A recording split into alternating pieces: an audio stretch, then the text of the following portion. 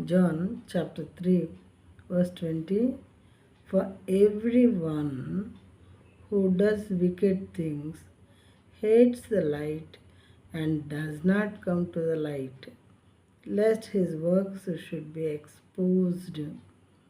ఎందుకు లైట్ దగ్గరకు రారు వాళ్ళంటే, దుష్కార్యము చేయు ప్రతివాడు వెలుగును ద్వేషించును. అంటే జీసస్ని ఆయన వెలుగై ఉన్నారు కాబట్టి ఆయన్ని ద్వేషిస్తూ ఉంటారు దుష్కార్యములు చేసే ప్రతి ఒక్కళ్ళు కూడా.